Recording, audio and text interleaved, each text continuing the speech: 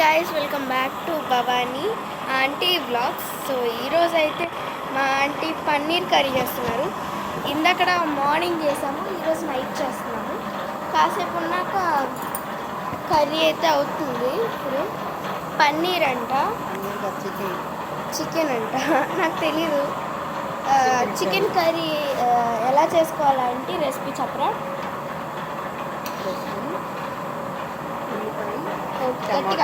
ఉల్లిపాయ టమాటా వేపుకొని జీడినొక దోసపప్పు వేపేసి మిక్సీ కొట్టుకొని కొబ్బరి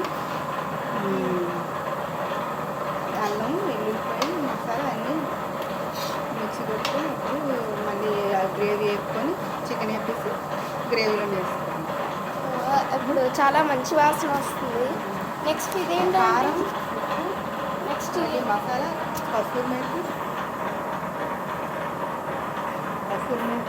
మళ్ళీ ఏమో కొత్తిమీర. ఓకే. నెక్స్ట్ పన్నీర్ కర్రీ అయితే ఇక్కడ ఉందన్నమాట. మన పన్నీర్ కర్రీ చాలా బాగుంది చూడడానికి, nice and beautiful. Paneer curry కూడా సేమ్ జీడినొక్క దోసపప్పు అదే గ్రేవీ వేసుకొని పన్నీర్ వేసి ఆ గ్రేవీ కారం ఉప్పు మసాలా వేసుకొని చేసుకోవాలంట. మరి రైస్ ఏదో అంటే బిర్యానీ. ఓకే, ఒకసారి చూపించండి.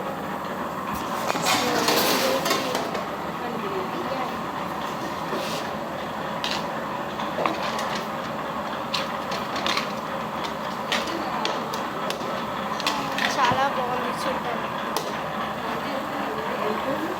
సో గైస్, ఈరోజు మా మమ్మీని చూపించిపోతున్నాను.